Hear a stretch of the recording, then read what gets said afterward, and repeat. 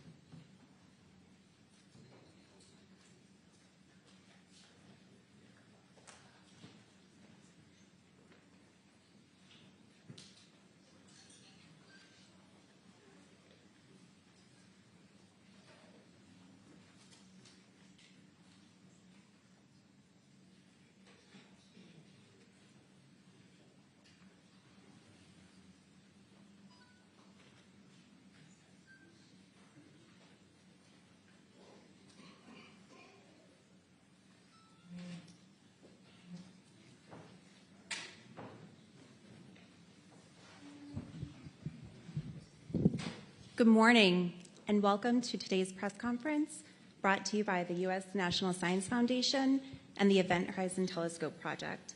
Thank you for joining us. I would like today to introduce today's distinguished panel and guest speaker. Dr. Karen Marangel is the Chief Operating Officer at the U.S. National Science Foundation. Excuse me. Fariel Ozel is a member of the Event Horizon Telescope Science Council, a professor of astronomy and physics, and Associate Dean of Research at University of Arizona. Vincent Fish is a member of the EHT Science Council, the Operations Data Manager and Scheduler for the EHT, and a research scientist at MIT Haystack Observatory.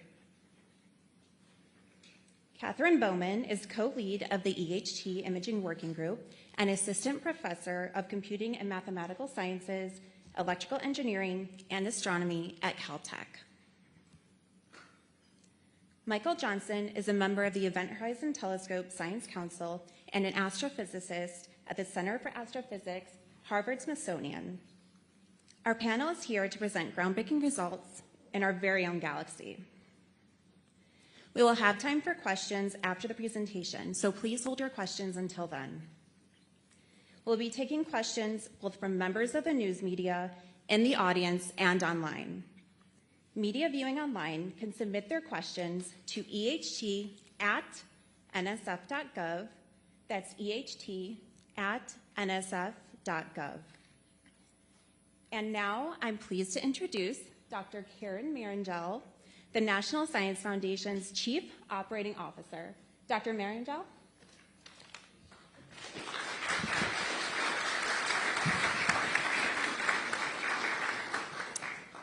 Good morning, everyone, and welcome. I'm sure you will agree, but it seems like just yesterday when, thanks to the incredible efforts of the Event Horizon Telescope, we all caught an awe-inspiring glimpse of the first true image of a black hole.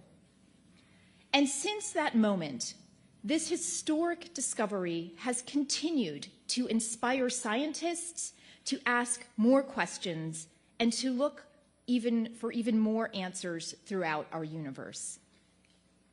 The Event Horizon Telescope has continued to push the frontiers of science and discovery. And today, because of the incredible work of all those involved, I am honored to join you as we announce another exciting and historic breakthrough. This discovery was made possible by more than 300 researchers from 80 institutions working with 8 different telescopes around the globe. Their achievement is a truly inspiring scientific endeavor and a powerful reminder of what we can achieve through international collaboration and coordination. Even before the program's inception, the U.S. National Science Foundation has played an important role in supporting the fundamental research that makes the Event Horizon Telescope possible. Today's announcement is a proud moment for us all, and we are excited to continue enabling extraordinary science alongside our partner institutions. Together, we are continuing to push the boundaries of what science and technology can achieve and are unlocking more and more of the universe's greatest mysteries. So thank you. And now, it is my pleasure to introduce Fariel Ozel from the University of Arizona, who will talk about these exciting new results.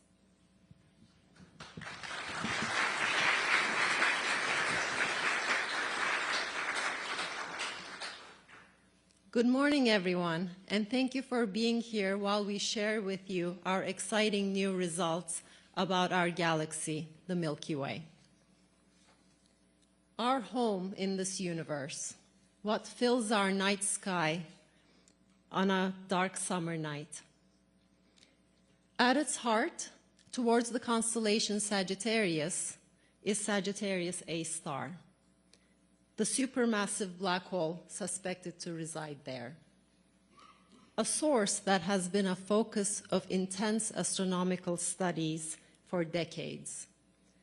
Observations of stars orbiting around it revealed the presence of an object that is very massive, 4 million times the mass of our sun, but also very faint. For me personally, I met it 20 years ago and have loved it and tried to understand it since. But until now, we didn't have the direct picture confirming that Sagittarius star was indeed a black hole. Today, the Event Horizon Telescope is delighted to share with you the first direct image of the gentle giant in the center of our galaxy, Sagittarius A star.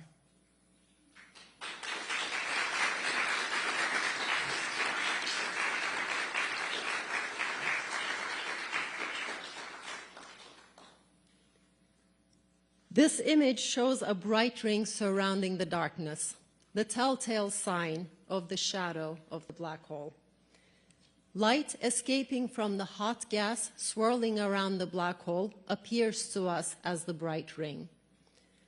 Light that is too close to the black hole, close enough to be swallowed by it, eventually crosses its horizon and leaves behind just a dark void in the center. Getting to this image wasn't an easy journey. It was one of building a worldwide telescope array and a global collaboration. One of getting and processing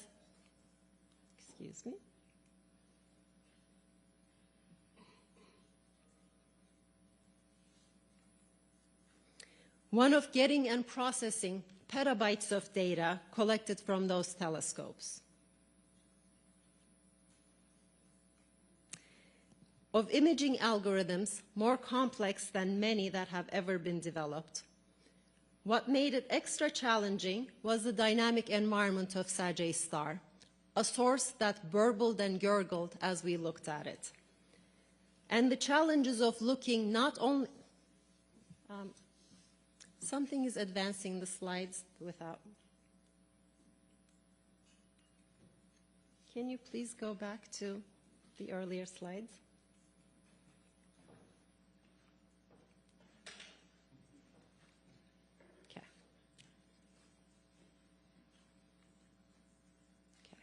See if this will work. What made it extra challenging was the dynamic environment of Sagittarius star, a source that burbled and gurgled as we looked at it. And the challenges of looking not only through our own atmosphere, but also through the gas clouds in the disk of our galaxy towards the center.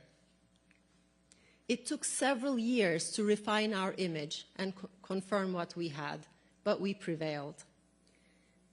The HD collaboration has indeed been hard at work, imaging black holes with exquisite resolution using new techniques. In 2019, we revealed the very first such image, that of the supermassive black hole in the M87 galaxy.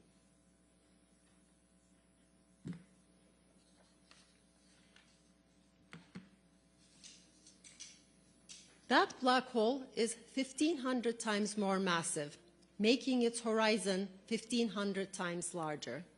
But it is also 2,000 times further away from us. This makes the two images appear very similar to us when we gaze at them in the sky. But the two black holes couldn't have been different from each other in practically every other way. The one in M87 is accumulating matter at a significantly faster rate than Sagittarius star. But perhaps more importantly, the one in M87 launches a powerful jet that extends as far as the edge of that galaxy. Our black hole does not. And yet, when we look at the heart of each black hole, we find a bright ring surrounding the black hole shadow. It seems that black holes like donuts. I wish I could tell you that second time is as good as the first when imaging black holes, but that wouldn't be true. It is actually better. Now we know that it wasn't a coincidence. It wasn't some aspect of the environment that happened to look like the ring that we expected to see. We now know that in both cases, what we see is the heart of the black hole, the point of no return. These two images look similar because they are the consequence of fundamental forces of gravity. Space-time, the fabric of the universe, warps around black holes in exactly the same way, regardless of their mass or what surrounds them.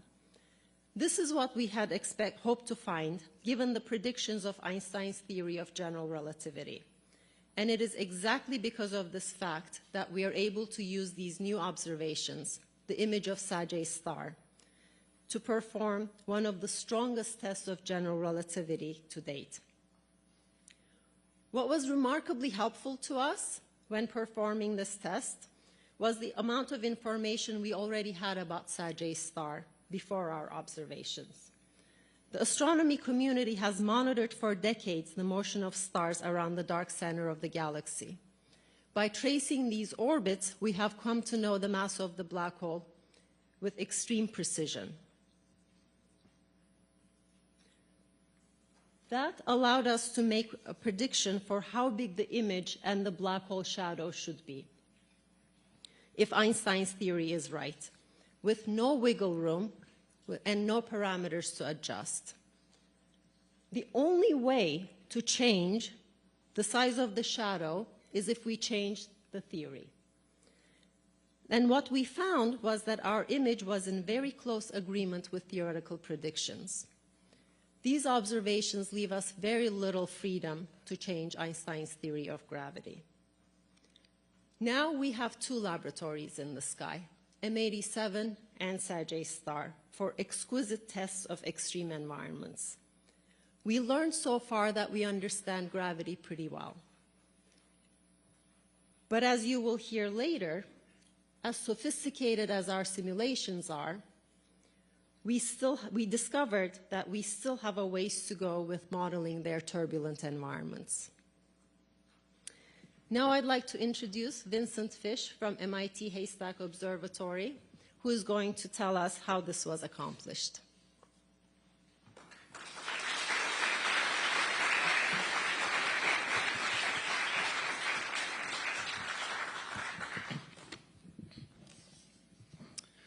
Imaging a black hole is a task that's too big for one individual or a single observatory. As we found out the first time around, it's a lot of work. Large teams of people have to pull together to handle the science, engineering, and operations. It also requires many telescopes. To distinguish the ring-like structure in Sagittarius star, our telescope had to be almost as big as the Earth. Fortunately, the technique of interferometry allows us to link pairs of telescopes that are very far apart into the equivalent of a planet-sized telescope. We use this technique both for Sagittarius star and the black hole in M87, or M87 star as it's called. But these two black holes are quite different from each other, as Ferial described. And for reasons Katie and Michael will explain, imaging Sagittarius star turns out to be a lot harder. Today's results come from the same 2017 observing run as M87 star, but with a big difference. The South Pole Telescope at NSF's Amundsen-Scott South Pole Station observed Sagittarius star, whereas M87 star was completely out of view. So while we had 7 telescopes to see M87 star, all 8 could see Sagittarius star. The South Pole Telescope is perfectly suited to observe Sagittarius star, both because it can see it continuously and because it significantly increases the resolution of the array. In interferometry, each radio telescope is at a different location. By correlating their signals and studying resulting data, we can reconstruct images of the source. The more telescopes, the better. The farther apart they are, the more we can zoom in on the source. Turning pairs of telescopes into the nodes of an interferometer is a process similar to everyone shaking hands with everyone else in a room. You need at least 2 people, and the number of handshakes grows very quickly as you add more people to the group. So the amount of data we get also grows very quickly with each telescope we add to the EHT. When we observed Sagittarius star, 8 telescopes collected around 3.5 petabytes of data. That's equivalent to about 100 million TikTok videos. It's way too much data to stream over the internet. We actually have to ship hard drives around. But just gathering the data isn't enough. The data has to be carefully combined, calibrated, and converted into an image, with teams of scientists, many of them right here in this room, working on each stage of the process. After the observing sessions, teams from each site ship hundreds of hard drives back to the correlation centers in Westford, Massachusetts and Bonn, Germany, where supercomputers combine the signals and produce raw input data. The calibration team combines the raw data with information about the sensitivity of each telescope to form the data used by the imaging teams. And then the imaging teams process the information using a variety of methods to reconstruct the best possible images of the hot plasma surrounding the black hole. Other teams then extract features from the image, and so other teams run massive simulations based on prior physics studies that predict how material behaves around black holes on the scale of Sagittarius star. Coordinating all those intensive efforts to image M87 star was already incredibly difficult, and the global pandemic emerged right as we pivoted to Sagittarius star. The pandemic slowed us down, but it couldn't stop us. Our collaboration meetings and workshops were moved fully online, but there's no substitute for getting together in the same room and working through hard problems. But Sagittarius star brought a number of new specific challenges, even though it is closer to Earth. First, M87 star doesn't change very quickly, but Sagittarius star does. In this sequence of model images, 1 second is equivalent to almost 2 days.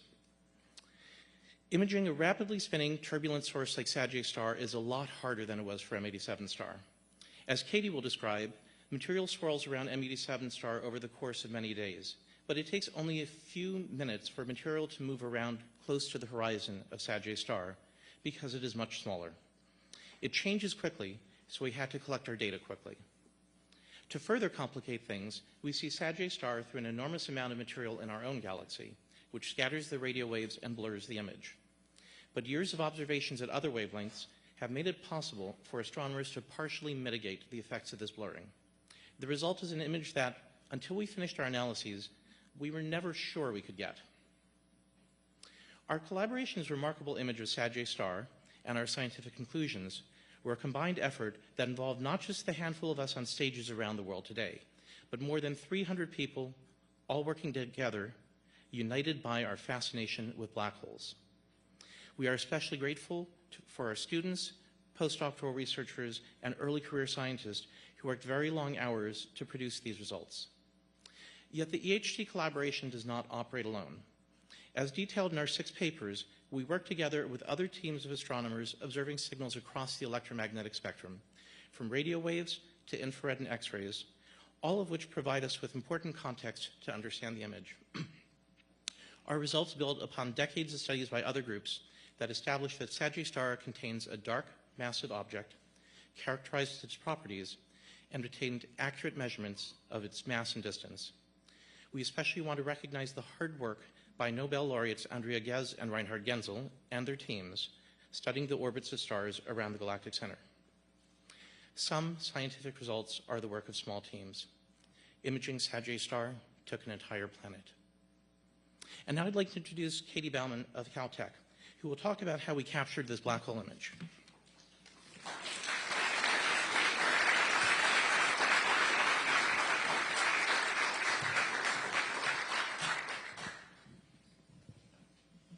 Today, we are thrilled to reveal the very first image of the supermassive black hole at the heart of our own Milky Way galaxy.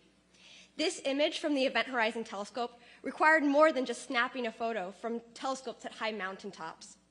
It is the product of both technically challenging telescope observations and innovative computational algorithms. Taking this picture proved even more challenging than imaging the M87 black hole, which we revealed to the world back in 2019.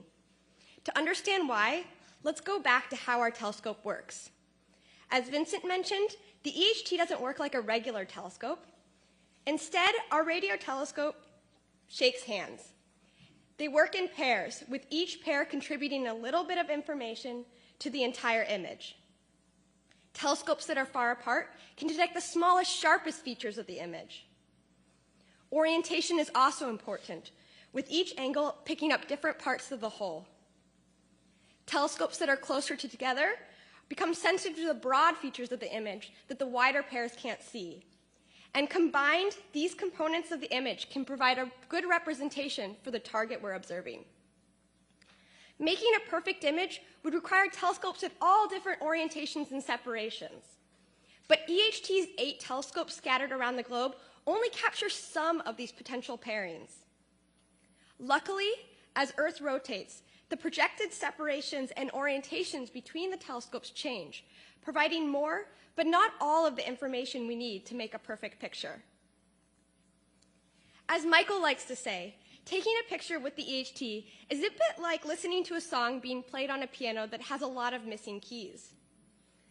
Since we don't know when the missing keys should be hit, there's an endless number of possible tunes that could be playing.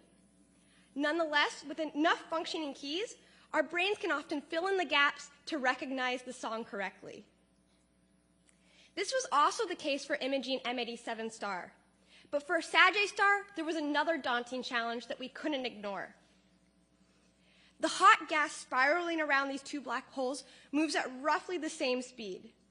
But where gas takes days to weeks to orbit the much larger M87 star, for Sagittarius star, because it's a lot smaller, gas can make a full orbit around its event horizon in mere minutes. And that means as we were collecting data during the Earth's rotation, the material was swirling around Sagittarius star so quickly that Sagittarius star's appearance could change from minute to minute. This is a bit like changing the key of the song as we are playing it on our broken piano. We had to address all those challenges, along with many other challenges that I don't even have time to get into, like the fact that we're observing the black hole through Earth's turbulent atmosphere, as well as the galaxy's gas. And to tackle these challenges, we spent years developing computational imaging algorithms that allowed us to recover a picture of the center of the Milky Way with the collected incomplete data. But the question remained of how do we fill in that missing information? To capture the range of potential Sagittarius star appearances, our team produced tens of thousands of different images with different methods that filled that information in differently. Each of these images is slightly different, but they are all consistent with the EHT data. By averaging these images together, we're able to emphasize the common features appearing in most of them. And here, a bright ring clearly pops out. But it's important to note that not all the images that we recovered looked alike. In fact, we found that we could cluster the recovered images into 4 categories based on similar visual features. 3 of the clusters contained a ring-like feature with only differing brightness around the ring. However, there existed a much smaller 4th cluster that contained a variety of images that did not appear ring-like. Although these non-ring images couldn't be fully ruled out from the data alone, the vast majority of the images that our algorithms recovered had a ring shape. And through literally years of exhaustive tests on both real and simulated data, we're now confident that there is compelling evidence that the true underlying structure is a ring. A detailed analysis of the images has revealed that they all share the same ring size, a size in perfect agreement with prior observations in theory. 50 microarcseconds, or in other words, a size 1/13 billionth the span of our night sky. Coming to this conclusion took years, but we never backed away from the challenge. And through the power of computational imaging, the EHT team overcame seemingly impossible hurdles to capture the first image of the beastly black hole at the heart of our galaxy. And now I'd like to introduce Michael Johnson from the Harvard-Smithsonian Center for Astrophysics to discuss what this picture of the black hole teaches us and our excitement for the future.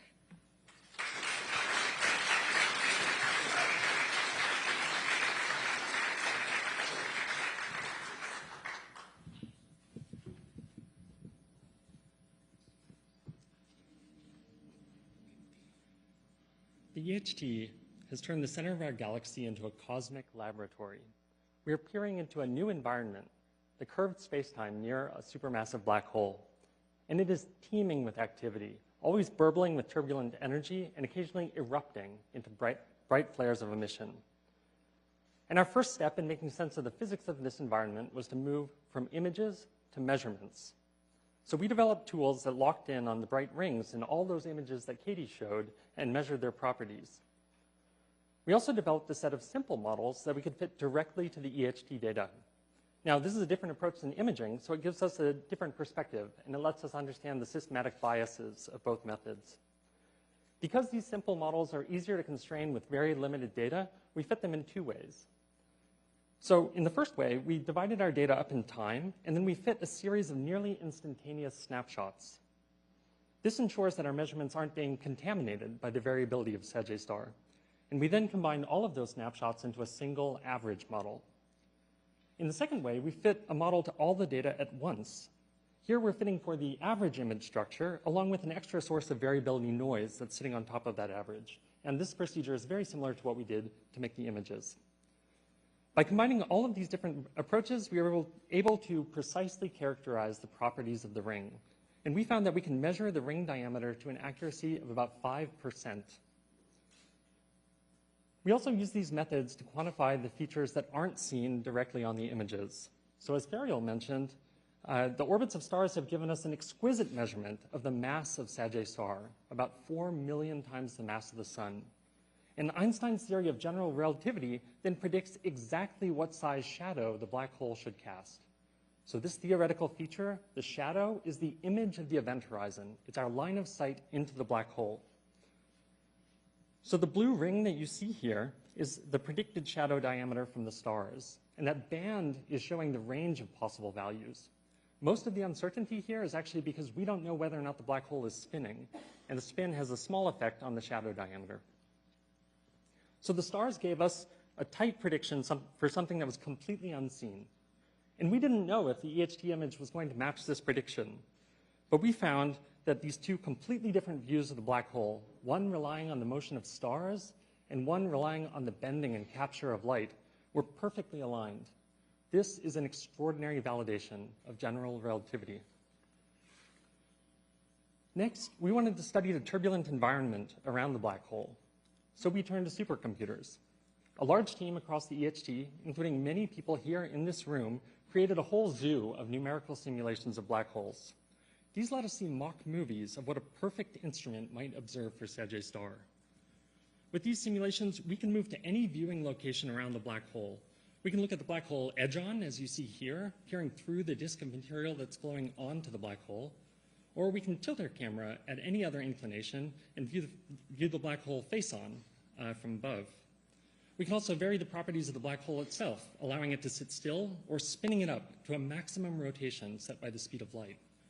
And we can also vary the properties of the magnetic fields and the gas near the black hole, simulating weak and turbulent magnetic fields or strong and dynamically significant fields.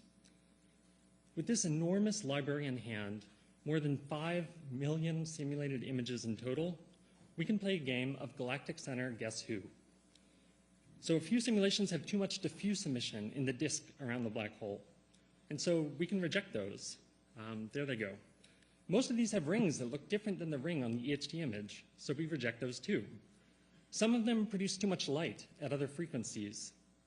And some of them have bright outflows that we don't see in the galactic center at longer wavelengths. So we're left with only a handful of simulations that can describe nearly all the features that we observe. And these simulations reveal an absolutely remarkable environment. First, we see that only a trickle of material is actually making it all the way to the black hole. If Sagittarius star were a person, it would consume a single grain of rice every 1,000,000 years. And while some black holes can be remarkably efficient at converting gravitational energy into light, Sagittarius star traps nearly all of this energy. Only 1 part in 1,000 is converted into light. So despite looking so bright on these simulated images, the black hole is ravenous but inefficient. It's only putting out a few hundred times as much energy as the sun, despite being 4 million times as massive. And the only reason we can study it at all is because it's in our own galaxy. And this is why Sagittarius star is such a precious target. While M87 had one of the biggest black holes in the universe, and it launches a jet that pierces its entire galaxy, Sagittarius star is giving us a view into the much more standard state of black holes, quiet and quiescent. M87 was exciting because it was extraordinary.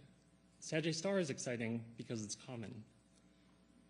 These simulations also tell us that we're looking close to face-on at Sagittarius star. You can see this directly in our images, which have fairly uniform rings. And this is surprising. Even though we're peering through the plane of our galaxy to look at this black hole, we see the black hole's not aligned with the galaxy. It's actually tilted towards us.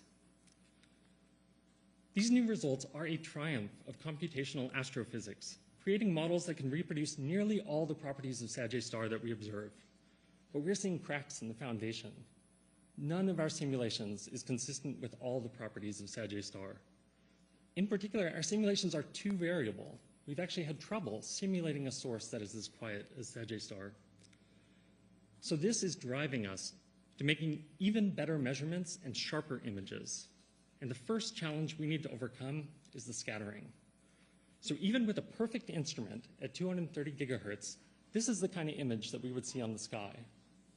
This image is fuzzy because of the effect that Vincent mentioned. We're looking at Sagittarius star through the arms of the Milky Way, and this is kind of like peering at it through frosted glass.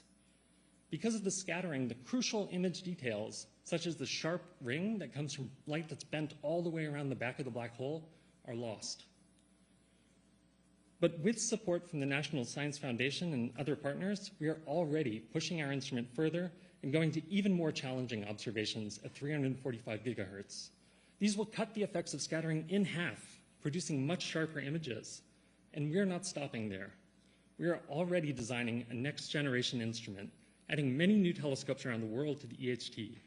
And this improvement will help us move from these still images to capturing the first high-resolution movies of black holes, letting us witness them in action and continuing this quest toward the boundary of the unknown. Thanks. Yeah.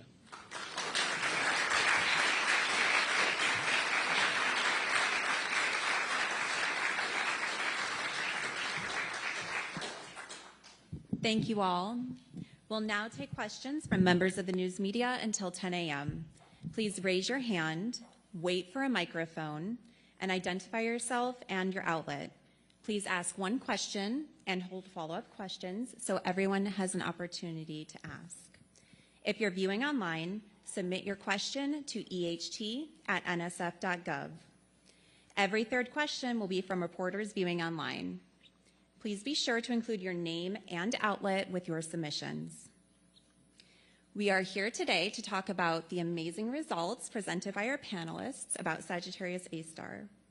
Any question not related to the result will be directed to the cognizant subject matter expert after the press conference. We will follow up with any questions or topics we cannot cover today. With that in mind, we're ready to take questions. Please remember to say your name and outlet. Thank you. Seth Borenstein, the Associated Press. I guess more for Dr. Ozell, but you described SAG A star as a gentle giant and quiescent, but Dr. Bowman called it beastly. There's sort of a general public view of black holes as this horrible, violent, scary, dangerous place, where nothing escapes from. Is what you're seeing more peaceful than what the lay people think of as black holes, and is it changing the way we should be thinking of black holes, or is it still a real violent place, just comparatively less violent? That's a very good question. Thank you.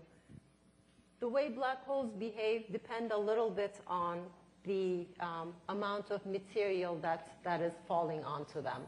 The one in the center of our galaxy, Sagittarius A star, is actually, as Michael mentioned, eating very little. And because of that, its environment is relatively gentle. When we say that, of course, the temperatures and magnetic field strengths are still quite high. So that is leading to, and the motion of the gas around it is still turbulent. So that is leading to the kind of burbling and gurgling that Katie described.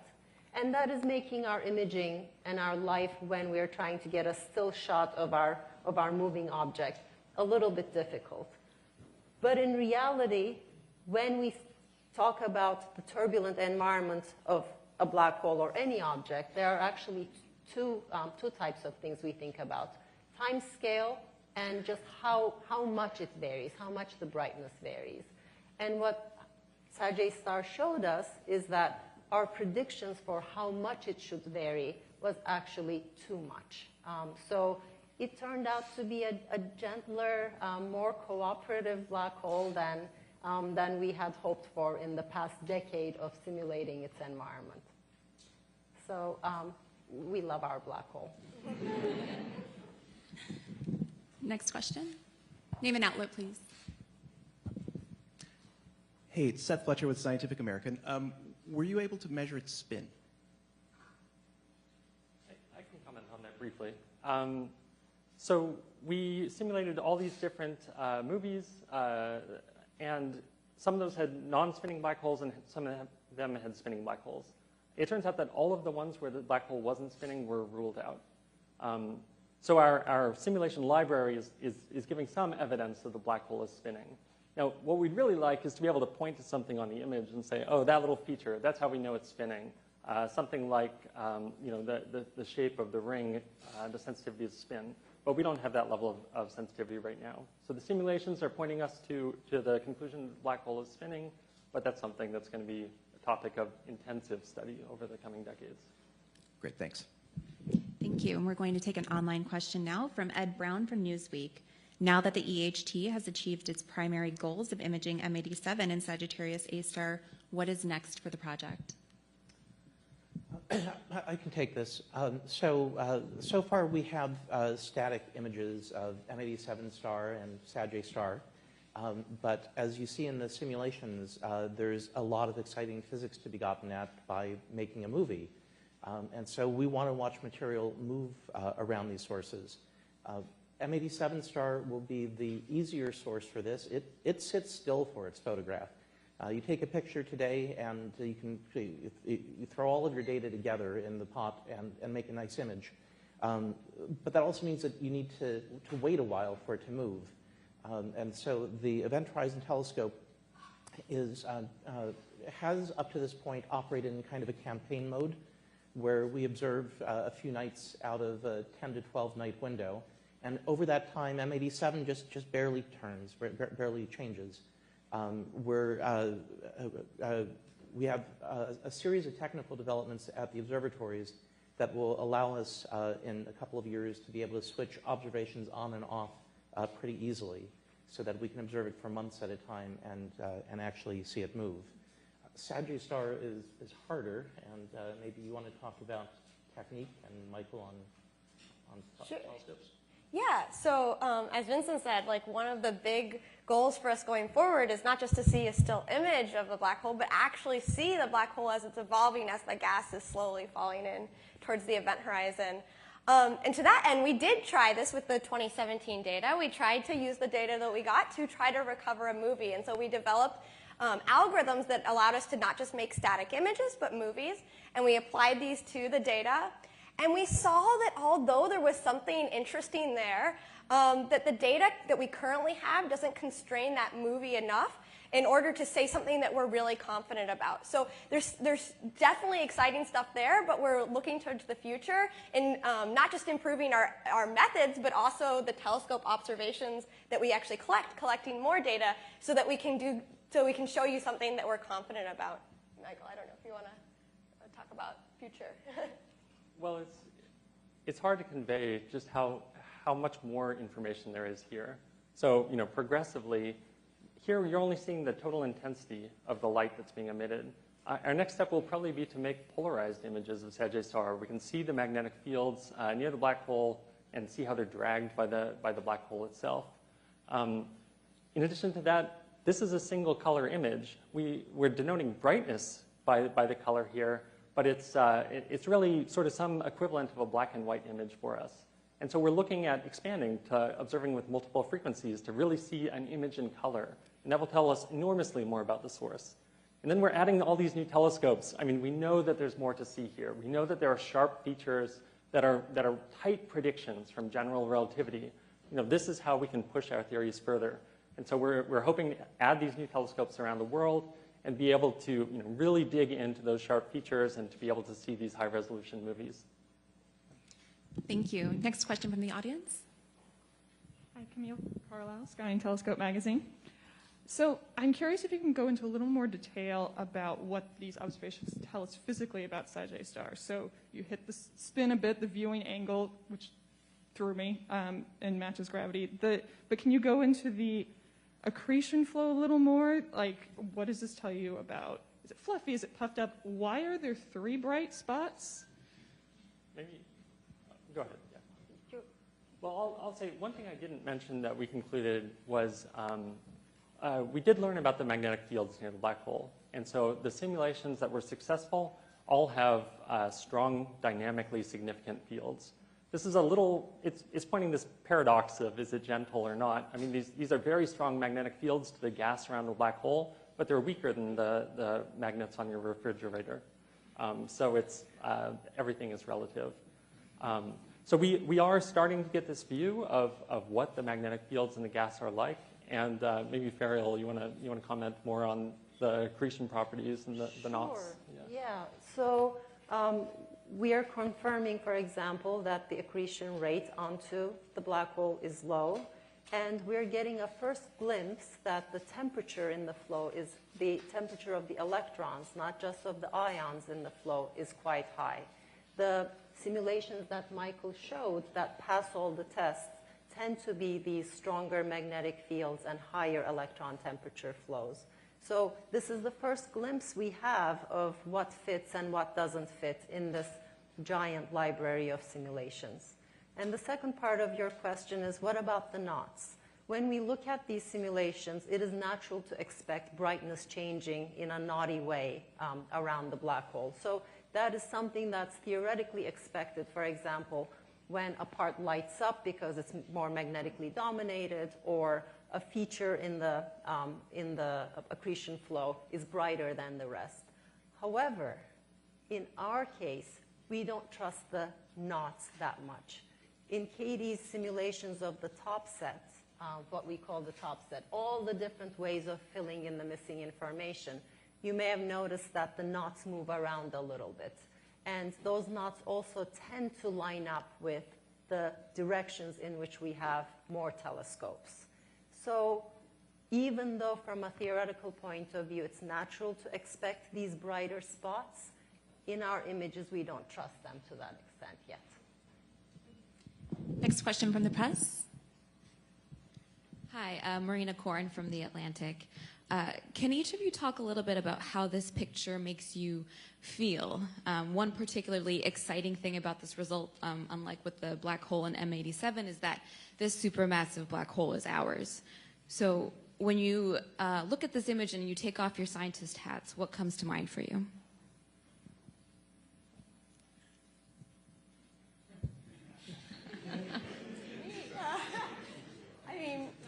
I think that, well, there's two sides to this. One is that I think every once in a while, we've been working on this for so long. I mean, with so many people, you know, every once in a while, you just have to pinch yourself, and you're like, this is the black hole at the center of our galaxy. Like, you kind of forget that every once in a while. And that's pretty amazing. It's pretty amazing what we were able to do by bringing together people with lots of different expertise, and that we were actually able to do this. And so for me, that's just, I don't know, I just feel really proud of everything that we've done. So as a member of the collaboration, I'm just very proud that we've been able to kind of, you know, didn't let all these challenges that were there from the beginning, didn't let us stop us from still going after that. We weren't afraid of the uncertainty and all the missing information and all this. We figured out ways to deal with it. And for that, I'm really, really happy, and I'm so honored to be able to work with the people here. But otherwise, yeah, I mean, I think it's just super exciting. I mean, what's more cool than seeing the black hole in the center of our own Milky Way? So I don't know what other people feel. Yeah, it's, I've been with the project now for almost 15 years, and it's been exciting watching, watching the project evolve, watching the collaboration grow. You know, in the early days, it was a real struggle just to detect Sagittarius star. And the signals were so noisy that you couldn't even think of imaging. You didn't have enough telescopes. You know, it seemed like a hopeless task at the time. I remember the first detection of M87 a couple years after that. And now we have built out the array. We've instrumented a lot of telescopes with wide bandwidth equipment. We have phased up ALMA and the submillimeter array, and now NOEMA in France. We have new telescopes join, and the data get better and better. And what seemed like it was going to be an impossible task is now, well, it's still hard. but it's doable. Yeah, I'm one of those people who has thought about Sag-A-Star for a long time. 22 years ago was my first paper on it when I was a graduate student. So I feel like I had this remote friend that I kind of had an idea in my head about what it looked like. We were online chatting, and then I was like, oh, you're real, meeting in person. So it's a very nice feeling. I'll say, I really like what Ariel said in the intro. We had this prediction for Sag-A-Star that had no wiggle room. The stars gave a very precise measurement of exactly what we should expect. And so I remember seeing this and just kind of walking around in a daze. You look at that image, and that hole in the center has 4 million solar masses. That's incredible. And there was doubt for black holes for decades after they were first derived as a mathematical solution. Everyone kind of assumed that they just evaporate once we understood more. It doesn't feel like they could exist in nature. And I think that sort of persists for us.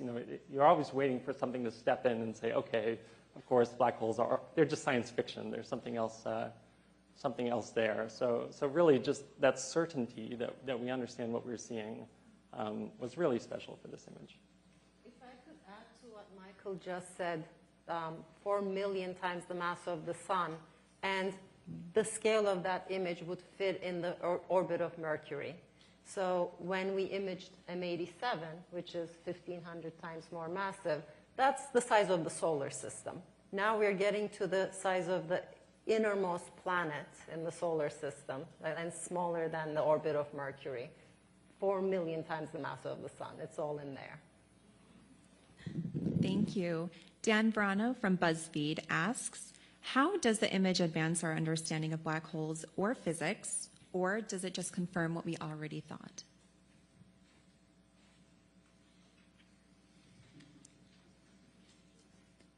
Okay, let's move to...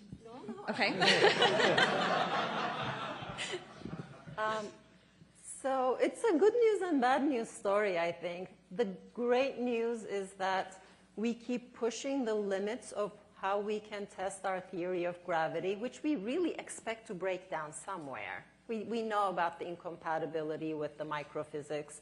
We know that it should give us a hint at some point of maybe something different than how we formulate the theory of gravity with general relativity right now.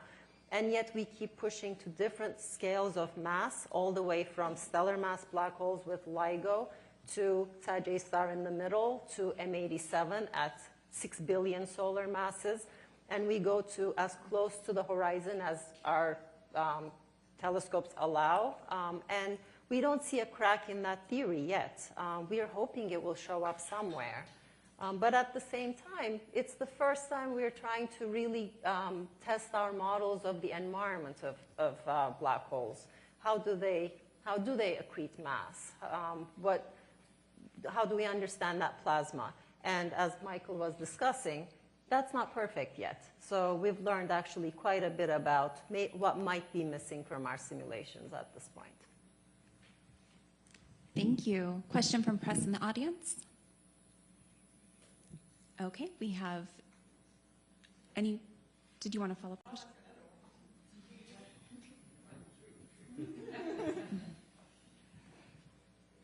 Could you talk a little bit more about how this image reconstruction process was compared to M87? Like, you had to change your algorithms to handle a completely different time scale. What went into that? Yeah, imaging Sag-A-Star was a bit of a messier story than imaging M87 stars. So for M87, it was like, this amazing thing. We had split into these different teams, and we had independently imaged, and we came together, and it was all the same, and we all celebrated. And then, we worked hard to make sure that we hadn't screwed up and stuff. but it was a very clear-cut story. But in Sagittarius, we started with the same process. We started with the different imaging teams and everything. And what we found is the imaging teams were like, I don't want to show my image, because like, we couldn't figure it out. Even within every imaging team, it wasn't very clear. And so then when we came together, we saw, okay, well, mostly the imaging teams are seeing these rings, but maybe, but there's this other stuff there, and what's going on with that? And so that's really, what we have spent years trying to figure out. Why is this? And, we couldn't just get at it by just looking at the data. We really had to understand how our methods work in different kind of situations. So for that, we developed, not just developing new methods that had to deal with the variability and stuff, but also developing simulations where we could actually make mock data sets as if we were actually observing something that was evolving kind of like Sagittarius, and seeing how our methods worked in those situations. And one thing that built a lot of confidence in us is that we saw even when we made a data set and we pretended that we had made observations of it with the Event Horizon Telescope, adding all the different kinds of crazy noise into it and everything, we also saw that we recovered sometimes non-ring shapes at a similar percentage of the time that we did with Sagittarius star data. So here we knew when we know it's actually the true underlying source is a ring, our methods sometimes break down. And so things like this helped us build our confidence. So it wasn't the clear-cut story like we had with M87, but it makes it more, it gave us a challenge and we learned a lot in it. And I think, and hopefully that will help us improve in the future going forward. Thank you. Next question, name and outlet, please. Yes, thank you. Seth Bornstein again at the Associated Press for Dr. Ozel. Well, you said this is very hot. Can you give us sort of a little more detail? How much? How? What type of temperatures are we talking about? How does that compare to other, temperatures in our galaxy? And I know this is going to sound a very silly question, but my editor is also asking this. You talked about burbling, and was that other word yurgling with a Y? It might very well be a made-up word. I said gurgling, like a, I don't know, like a baby sound with a G, yes. But if it is a made-up word, you can change it to whatever you like.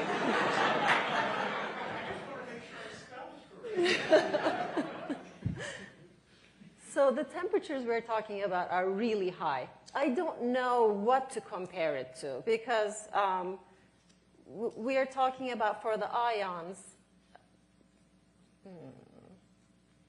what is 10 to the 12 Kelvin?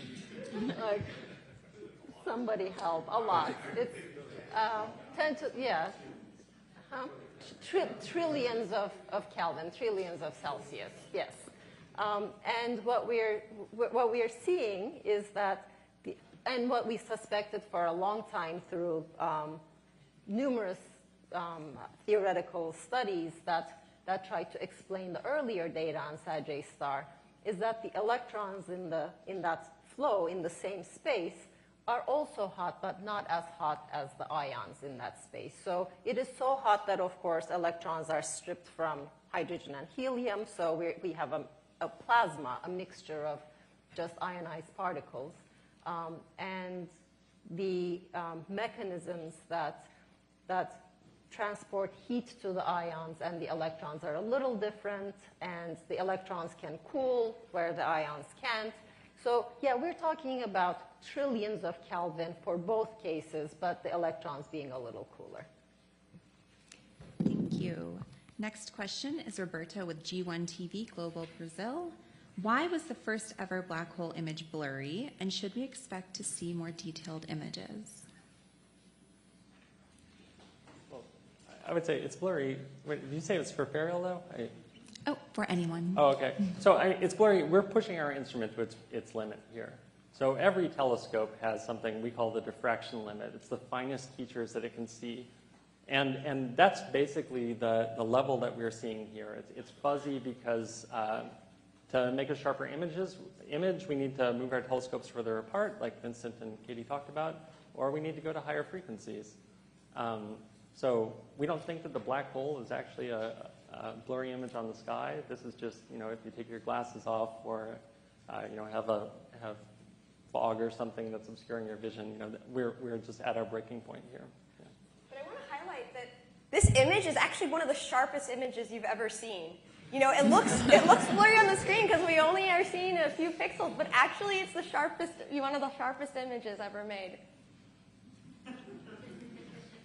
Great. We have Alicia Sowers, a space reporter from Mashable. Did you learn anything from imaging Sagittarius A star that defined the most current scientific thinking about supermassive black holes? Sorry, can you repeat the question? Sure. Did you learn anything from imaging Sagittarius A star that defined the most current scientific thinking about supermassive black holes? I'm not sure if this is the most current, but we know that black holes, supermassive black holes, exist in different environments throughout the universe. We know that they start forming very early. We don't exactly know through what mechanism. Is it single, very massive stars, or is it clusters of stars that start becoming the seed for these supermassive black holes? But throughout cosmic time, they evolve with their galaxies. It's a very dynamic give and take between the supermassive black holes at the centers of galaxies and their environments. And they go through periods where there is a lot of material around them. So they go through these quasar phases where it is more powerful. I would not want to be near a quasar. And then they go through these quiescent phases, like the one in the center of our galaxy, where matter is just trickling in, and they go through a different type of environment that actually allows us to image the way the Event Horizon Telescope images. We would not be able to image a quasar with our techniques, but we are able to image black holes like Sagittarius A star and M87 with our techniques. So I think in terms of contributing to our understanding of the diversity of the environments and just being able to probe how this process works and how black holes grow, it is a pretty current understanding, I would say. Great, thank you. Do we have any press in the audience who'd like to ask another question? Hi, Lucy Obo for AFP. So 2 questions. You talked a lot about a future film, a movie of a black hole. When could we expect that? Could you give us any clue of when do we expect it? And the second question might sound a bit silly, but why is it at the center of our galaxy? Thank you. I'll take the first one. So for M87, we hope to be able to switch into and what we call agile observing, switch telescopes into the VLBI mode for the EHT, and then you take your observation, they can go back and do their other science the rest of the time in 2024.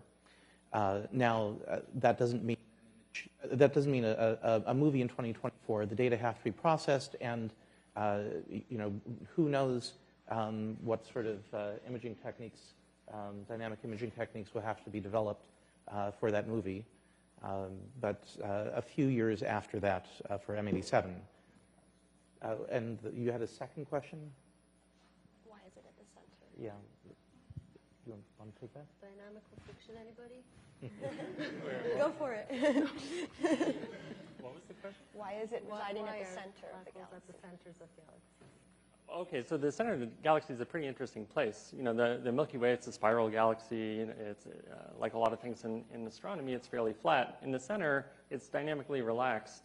So the black hole is sunk to the bottom. There's stars zipping around in all sorts of directions. And yeah, it's sitting right there at the very heart of the Milky Way.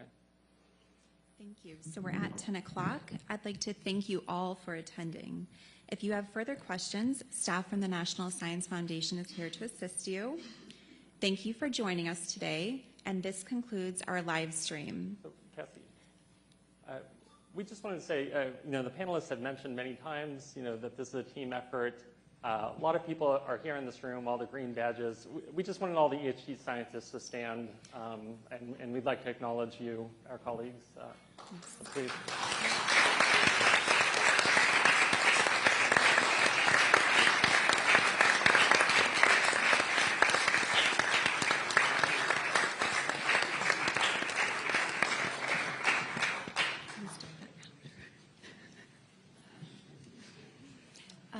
You are free to mingle and conduct your interviews.